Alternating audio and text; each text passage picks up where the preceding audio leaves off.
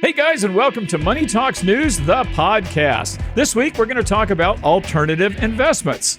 If you're like me, stocks, bonds, and savings accounts make up the foundation of your savings. And that's a good thing. All three are important for a comfortable, secure retirement. But guess what? They're not the only game in town. As it happens, there are investments that don't involve any of that stuff, and they could be important. Alternative investments offer not just another way to make money, but maybe even a little spice in your life. Ready to add a little pizzazz to your portfolio? Let's do it. I'm Stacy Johnson. As usual, my co-host will be financial journalist Miranda Marquit. Hello, Miranda. Hello, Stacy. I am ready for a little spice in my life and some pizzazz in my portfolio. We've got not just one, but two special guests this week. Friend of the show, Pam Krueger from Wealthramp. Hello, Pam. Hello, Stacy, everybody. And Erik Olson from Arete Wealth Advisors in Chicago. Arete. I love it. Hey, Stacy, thanks for having us. For you folks at home, I want you to know that these guys have been making me say this over and over, and I couldn't do it. So I kind of did it right, didn't I? Yes. Okay. We'll give you credit for anything you did. Yes, you did. Yes. May I say, Erik, that you have the voice of a radio announcer. You really do sound like one. That's great. And you've got a podcast, which we're going to promote for you. And I can see why you should. You should stay on the air. And you're also handsome as well. So that's why you're also on YouTube. Wow. The flatter factor is really very high today, Stacy. Thank you so much. See how I make friends? Get a room. Okay, folks, before we start this podcast, remember, this is not financial advice. So make sure to do your own research. Consult your own experts before acting on anything that you learn here. Okay, let's dive in. Erik, what the heck are alternative investments? That's a great question, Stacy. You remember when you were a kid, did you ever go to McDonald's and you either went for the vanilla or the chocolate shake? Remember those days? I worked at McDonald's when I was a kid. Even better. Well, for those of us who were big chocolate and vanilla fans, rotating over to the strawberry was a big adventure. So that's sort of how it works in alternative investments as well. Most of us are accustomed to investing in either stocks through mutual funds or ETFs or directly through the stocks or bonds in the same framework or package. But when we venture outside those, that at the broadest level, we could call that alternatives. Well, I wonder if I have any. Is real estate an alternative investment? I'd say so. Okay. Can be. I have some real estate. Yeah. Okay. Commodities would be a classic one. Real estate would be a classic one. Those were sort of the first ones to start filtering their way into people's portfolios as they just decided they'd broaden them out. But it's grown a lot from there, and it's a big world. So can you just list a bunch of alternative investments off the top of your head? Sure. So a common one would be private equity investments into middle market businesses. A big one is real estate, commercial real estate. So you can have office buildings, warehouses, storage units, multifamily. There's also investments into now, is we've talked about, with Pam, crypto and NFTs and things of that nature, wine, art. So it's as much as your mind can imagine. If something has value attached to it by some group of people, you probably have an alternative that's built around it. So Erik, I'm a guy with substantial resources. I'm older. I've got a big retirement plan and blah, blah, blah, and stocks and bonds, mostly stocks, actually, and a lot of money market funds. What would you advise me to do in terms of alternative investments? Or who's the right customer for this? Is it just rich people? Is it everybody? And what kind of investments would I be looking at? Well, first of all, are we using this as the hypothetical you, or are we speaking to you specifically? Everything is about me specifically, Erik. All right. Every it's single all thing about that ever Stacy. happens is about helping Stacy. Make Stacy rich. Well, first of all, I will say it's not necessarily the case that anyone needs to have alternatives in their portfolio. I mean that it's for some people, it's just not the right decision. And I guess I would just highlight that fact for all of our, for our listeners here is don't take the fact that we're having this conversation, and I'll probably have some enthusiasm about the role that alternatives can play as necessarily a recommendation that everyone should have them. In many cases, it's just not the right solution or mix for them. But is it only for rich people? Well, there's two ways of answering that. One is to say not in principle, but yes, oftentimes in fact. And the reason for the latter is that the regulatory environment in which we live oftentimes limits some of these to people that are deemed to be accredited investors. So there's a simple answer. What's an accredited investor? I was going to say, let's talk about accredited investors. You sure? Okay. Well, the federal government has said some of these things take a little bit more sophistication because they have a different pattern of risk to them. And so in order to have some filtering mechanism I guess at some level, perhaps the federal government to absolve itself of some responsibility of oversight in this says, if you have at least $1 million of assets beyond your personal residence, then you are deemed to be sufficiently sophisticated to take this sort of risk, of course, in judiciously entered into.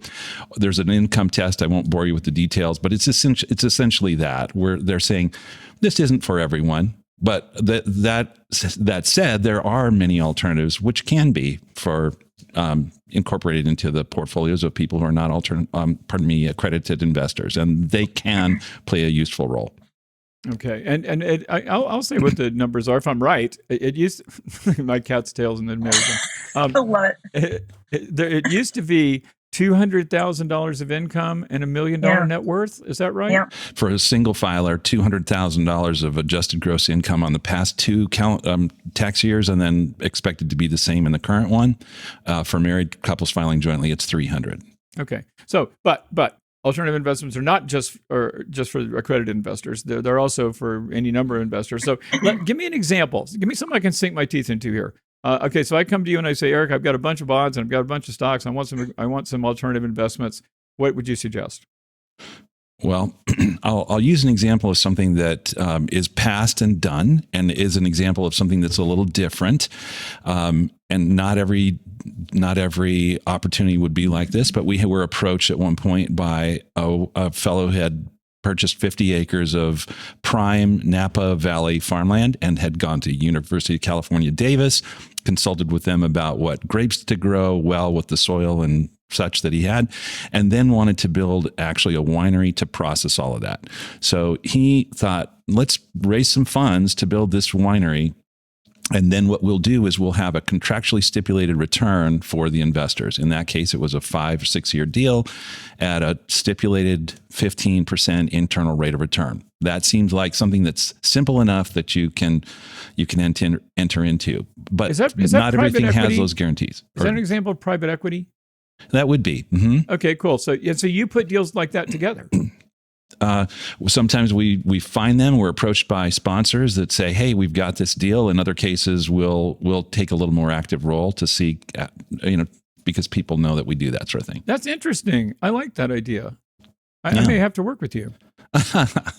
Well, I've thought about, because even as we speak, I've got a lot of money in the stock market, but I'm feeling like the stock market may not be a great place to be for the next year. I'll always have money in the stock market, but were I to make an investment today, I probably would look outside the stock market because I've got a lot in cash and I've got a lot in stocks already. So this sounds like something. And now that what you just described, the specific deal you just described, that would be for an accredited investor only. In that case, it was. Yeah. Okay. Now, what about the average person? What about a person who doesn't have $1 million or $200,000 income? What about that? What would you suggest for someone like that? Well, I have some ideas, but I will also say that unfortunately, that category, the categories that the federal government has permitted people who are not accredited investors to invest in, oftentimes have been their stories have been marred by a lot of, I would say, shady people who made much too much, or took on way too much risk in products that people couldn't get out of.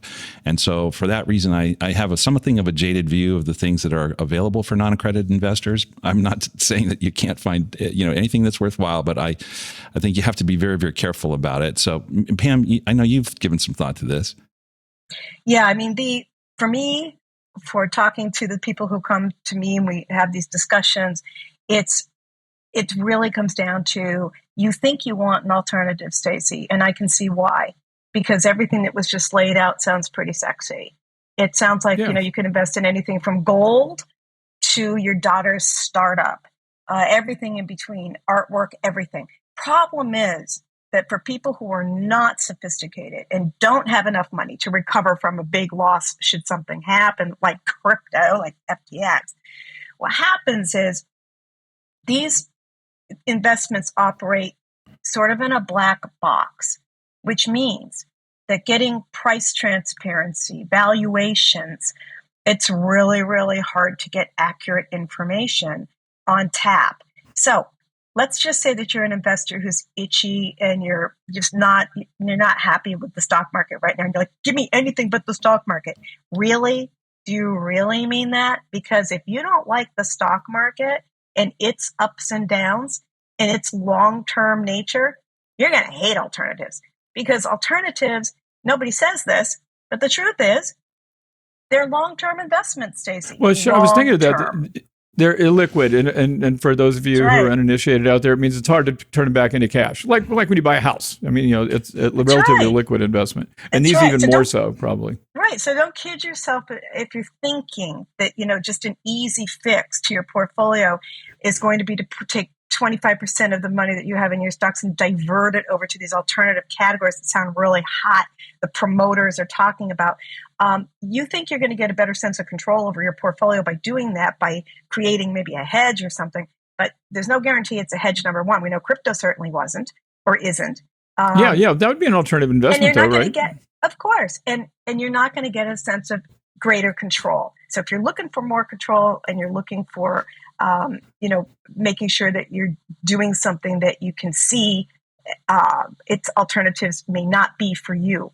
So alternatives wind up really working well for me, in my experience, and Erik knows better, but I see people with portfolios of maybe 3 million and up. And then, when they get into the real high end, high net worth, some diversification. But again, we're talking about small bets, because in these cases, these are, I hate to call them that. You can argue with me, but they're bets, they're speculation. No, okay, but here's the thing. I think that there are alternative investments out there today that you only need to put in $500. And before I don't want to get your opinion on that, both of you guys. But before you do that, let me take a quick break. We're halfway through the show. We're going to be right back, folks, and we're going to talk about alternative investments that you might be able to make no matter how little money you have. We'll be right back right after this. Okay, we are back. We're going to look at some other stuff. Before we start, though, if you appreciate what we're doing here, folks, do something for us. Share the show with your friends, family, on your favorite social media platforms, and, of course, subscribe to our podcast. Okay, enough of the commercial. Now, what I promised was I was going to talk about alternative investments that don't require a lot of money up front, and I wanted you to give your opinion. You guys have seen these all the time. Fundrise, I think, is one of them, right? It invests in commercial real estate. There's one for art. What is it called, Miranda? Masterworks IO, and then there's also, you mentioned one with wine one time. Yes, there's a wine one as well, and I'm trying to remember what it is because I actually am in that one. You're in it? I like wine. I know. I can tell you like wine. It's fine. VinoVest. So yeah, but I think it's important. Kind of what we were talking about earlier before is to be very mindful of what Pam was talking about. Know your risk tolerance. Know your problem. You could potentially lose your money. And I personally like to, if I'm going to invest in alternative, I limit that to 5 to 10% of my portfolio. And it's what I kind of consider the fun money. So if you're going to do this, you can have a good time. You can look for a little extra fun, but make sure you're limiting your exposure and keep that to 5 to no more than 5 to, and that's your total. I don't want you to do 5% crypto, 5% wine, 5% real. No. Limit your total to 5 to really. 5 that to seems low to me. Yeah. Well, okay, Erik, he's our expert. That's why he's here. This is me being really. If you have a very low risk tolerance. Well, didn't it depend, you guys, on what kind of investment you're talking about? I mean, crypto is one thing, and buying a rental property is something else. This is true. My point being, along the risk spectrum, there's all kinds of stuff. I mean, you guys are saying minimum or maximum 5%. Everything along the spectrum, just like you're saying. Keep in mind, women make better long-term investors than men. Just saying. Miranda and I are here. It's true. The studies have been done. Oh, fine. Hey, you think I'm going to say anything negative about women on this podcast? That's not going to occur. Don't try to bait me. It's not going to happen. Yes, women are smarter than men. They're better looking. They're taller. Whatever you want to say, I'm going to agree. So, Erik, let's go back to you, though. Even though you're not a woman, let me ask you, is 5% the max? I said 5 to 10%, depending. Yeah, I guess I would take a little bit more fluid approach to answering that in terms of the aggregate limit. There are some investors where, precisely as you said a few minutes ago, Stacy, that the nature of the alternative investment is you need to understand the underlying characteristics of that particular alternative investment. Something that's, as you pointed out, real estate may have less susceptibility to just poof disappearing as something else might. So, but there's my cat in the background if you want to see. There you go. I generally have this counsel to clients, and that is, let's not allocate any more than 2% of your overall investable assets to any one deal. The reason being, if it does blow up, and some will, that you just sort of should assume that if you invest in 10 things, a couple are going to go really sideways, a couple will disappoint, a couple will work out like you thought, a couple will pleasantly surprise you, and maybe one or two will actually be a home run. But it's the total of all of those outcomes that you're trying to achieve. So don't let one don't bet the farm on one and then wind up with the inability to really progress toward your financial goals because of that overcommitment. Okay, second question. I just mentioned these things, Fundrise and the ARC one and everything. You didn't mention those. Well, it's true. Do you not mean these are investments for the rest of us, but you didn't mention them? How come? No, I'll mention a few. You've mentioned that one, and generally speaking, I'm overly cautious. I refrain from referencing certain things, but this is your show, not mine. So on that basis, I would say yes, that's a good example of one where you don't have to be an accredited investor to allocate a portion of your portfolio. You can do that in very limited amounts. So I think that makes sense. I'll also mention they're not always illiquid. So there are some, I would say, even some mutual funds and some exchange traded funds that you can use that do indeed use underneath hedging like strategies. There are market neutral funds. There's arbitrage funds.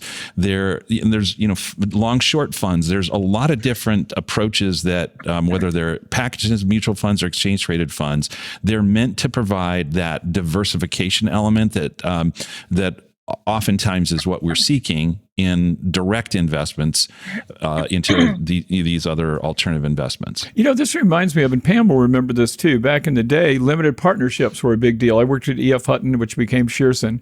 And Pam, you worked for Merrill Lynch, I think, right? No, it was Dean Witter. Dean Witter. I won trips to Mexico, luxury vacations from, quote unquote, again, we're back to the selling of these things versus the advice piece of it. So we were promoting and selling. Yeah, they had big fees. Yeah. This was going to be the point I was making. That's how I went to Mexico.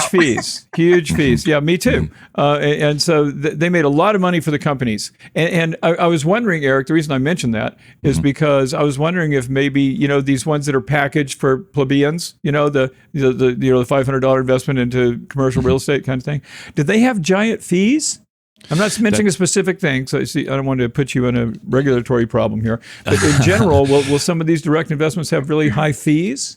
Well, first, let me just acknowledge that I haven't spent time looking through the private placement memorandum or other sorts of disclosure documents that a lot of these different things will have. But I know that one of the arguments has been, since we're stripping out a lot of the intermediaries in this process, we are able, on that basis, to allow more of the dollar that you put with us to actually be going straight into that investment and not, feeding layers and layers of the distribution system. I think, I'm just as much in some ways a critic of alternative investments as I am an advocate, and there's room for criticism. But over time, I'm happy to report, I think what we're seeing is pressure on the part of fiduciaries who say our clients want access to these alternatives as well. We don't want them to be laden with commission. So how can you offer us something that is, obviously reasonably compensating the people that are putting it together, but not just layers and layers and layers of commission-based compensation. And so it's a little early, but you're starting to see now some devices that are solving some of the overall risks that we've been talking about by aggregating, let's say, 40 or 50 different projects into a single fund and having that be a rolling fund. So some are rolling off as some are coming into play. Oh, that sounds like a good idea. Yeah, isn't that? Yeah, I like that idea. Yep. I might just add here, and Erik, I think you will probably agree with this, but even if they are liquid, even if they're funds with total price transparency, these are still investments that in your mind, as you're looking at your time horizon, they're like stocks, they're for growth, right? They're for appreciation. So they are designed for the long term. And here's the problem I have. When you look at the continuum of these offerings, from the ones that are most seen and heard about, gold funds, for example, Vanguard, whatever it might be, all the way out to the really private exclusive deals. When you get out to those private exclusive deals, those are the ones that have the least transparency. And they're the black boxes. And they're the ones that sound like you're so lucky, Stacy, that I'm inviting you into this deal because you're one of the chosen few. And you lose your mind and you stop thinking about, the fact that you're not going to be able to know what it's really worth. And then here's my other big problem. How much are you, dude, the promoter? I don't mean managing the fund itself. How much are you getting paid to promote this deal? So advisors in my Wealthramp network, they cannot be compensated on the back end, especially on private placements for real estate, because then they are no longer objective. They are no longer working for you. They're working for that fund and they're promoters. They're not advisors. That's why I say it's so serious of an issue for people. If they are going to seek out professional advice, you've got to understand how they're getting paid, who they are, and what they know about these things, and what their skin in the game is. That didn't occur to me, because when I was just talking about those limited partnerships that we used to peddle when we were stockbrokers, there was a big commission in that for us. Huge. But when it's a venture capital or private equity investment, like we're talking about here with Erik, and he's in your network, in other words, he's a fiduciary, does not collect commissions. So these things, these investments, they don't pay him a commission to bring people in? Correct. Okay. So that's a lot more money than for the investor. They will. Other advisors will, Stacy. It's very confusing. You've got fiduciary advisors who wear the hat of, I am a fiduciary independent advisor. I'm not attached to a brokerage firm. And you're going to assume, and you don't want to assume it, that advisor is not getting a take on the back end for promoting the private real estate deal. I have to vet the advisor. I have to know that advisor and that firm are not benefiting from that cozy relationship because they need to work for you, not for them. This is a good thing, and a little off our topic today, but let's stop there for a second, Pam, because I want people to understand this. Everyone calls himself a fiduciary now. Not everyone. Obviously, there's still traditional commission-based brokerage or financial advisors. But when I see the word fiduciary, can I automatically assume that I'm getting the perfect advice, or not perfect advice, but honest advice that's putting my interest before theirs? No. Why not? Why not? And no. Well, it's the same thing as I want to build a little office in my backyard. Can I assume that every contractor that's licensed is going to be looking out for my best interest?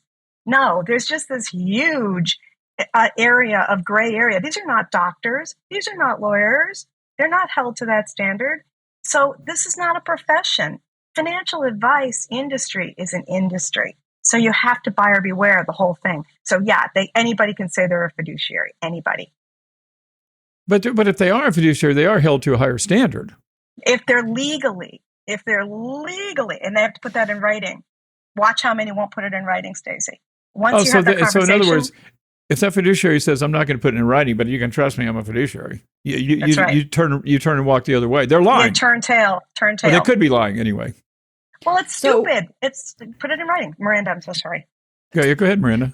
That's okay. There's just something that I think we really need to address when we were talking about, looking at how these people are making their money, looking at promoters. There's something that we really need to look at, and that is where you are getting your information online. One of the biggest things when we're talking about crypto and we're talking about the implosion, explosion, whatever of FTX is those guys, there were people online, trusted financial content people who were getting paid to promote FTX. Some of them were making, some of the biggest ones were making $50,000 a month to promote FTX.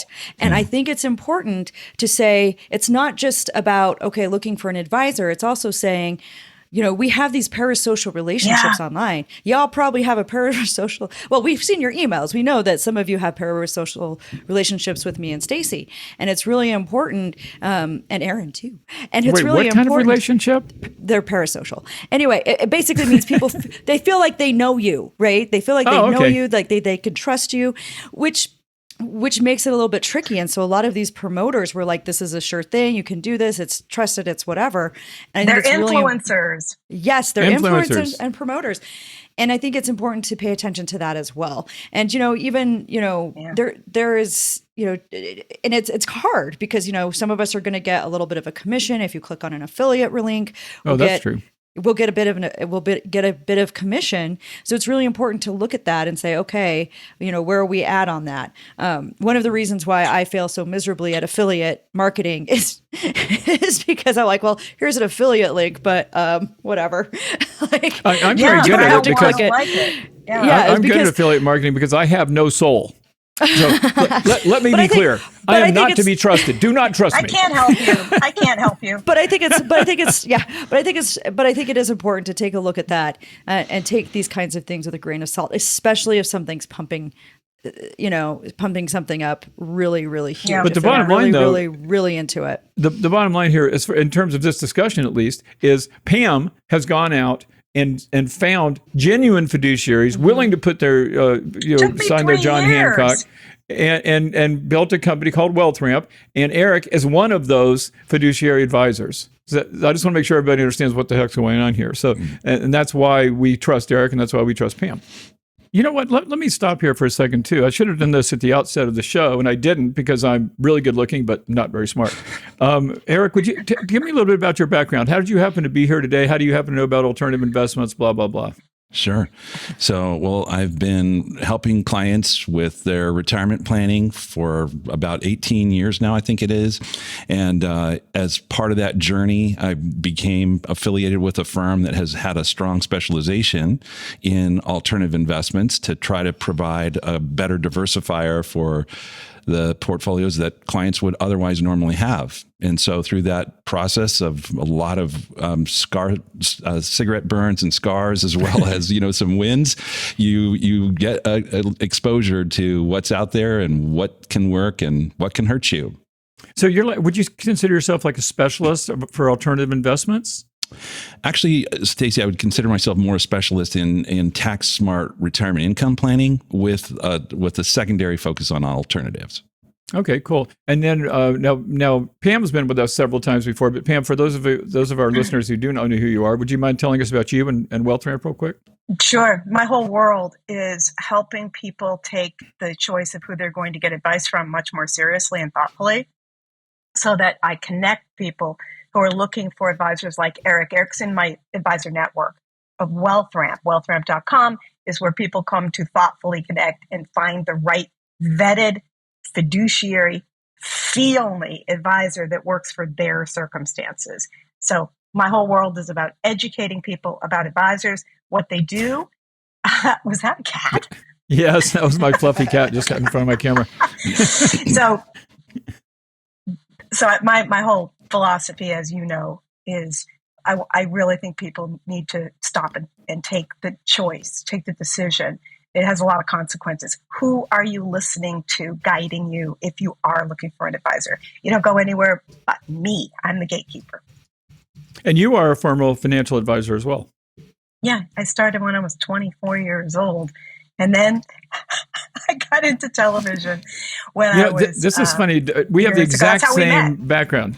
Yeah, we both did television news. We both were... And I got into that business, the financial advisory business, when I was 24 years old. Yeah. And so yeah, we both have done this for 30 years. We both are better looking now than we were then. It's astounding. Yeah. But here we are. I think we both kind of got the idea that the broker model and the advice model are two different things. I left that world of the broker model and the sales sort of machine to work with advisors like Erik, who are advisors and not working at brokerage firms or insurance companies. And now, you know what, you guys? We're out of time. It's astounding. Before we leave, though, we are right at 30 minutes, but I have to ask Erik a couple of things really, really quick. How do you feel about gold? I have some gold. How do you feel about it? I will say, rather than how I feel about it, how I'm implementing it. So insofar as I run algorithmic models, the models at times have shown historically that gold works well in certain environments, and we're in one of those environments right now. It's not doing crap. I mean, it's not doing squat. It's not doing anything. That's true. And sometimes it won't, but you have to sit and in my view, you take the long view and you say, in environments like these, does it generally work better than other things? And I think the answer is yes. So we have not a giant allocation, but a very, it's in portfolios. Okay. Now, next question, crypto. Is it going to zero? Is this it? Is it blowing up? What do you think? Well, what I think and what will happen may be two vastly different things. But crypto has gone through cycle after cycle of big increases and then an 80% drop and then big increases and then another 80% drop. And I believe this is just in line largely with that sort of pattern. I'm not, by the way, dismissive of some of the really terrible things that have happened to investors in that space, and particularly, we were mentioning the brokerage here just a few minutes ago. But I don't think it's going away. In part because of the technology underneath it has so many applications. I think it's here to stay. It's just you have to again be very, very careful about how you use it. Yeah, and very tiny allocation. Okay, guys, I'm afraid we are out of time, but you know what? We are never out of topic. So dig a little deeper. You're going to find links to lots more info in our show notes. And remember, if your goal is to make more, to spend less, to retire rich, your online home is moneytalksnews.com. And don't forget to check out Miranda's online home as well. That is Miranda Marquit, MARQUIT.com. And of course, you want to visit Pam at wealthramp.com. And of course, Erik has a show. That's right. I'm going to promote his show. He has a podcast, which is also on YouTube, and it is called Retirement Lifestyle. Retirement Lifestyle. We're going to have a link to it, but you can just remember Retirement Lifestyle. Go check out his show too. Because do you hear his voice? It's like liquid gold. You got to hear it. Okay. If you've got a question, comment, or topic you'd like to suggest, please tell us about it. Email us at hello@moneytalksnews.com. That's hello@moneytalksnews.com. And one final thing, if you like what we do, do something for us. Subscribe to our podcast. It only takes you a second, but it helps us. So if you like us, don't just sit there. Show us and subscribe. I am Stacy Johnson. I'm Miranda Marquit. I'm Pam Krueger. And I'm Erik Olson. Okay. I told you guys at the beginning. It's okay, though. That was very cute. We have to practice. No, we have to shoot the whole show again. Sorry, guys. Hey, folks, thanks for hanging out with us. We're going to see you right here next time.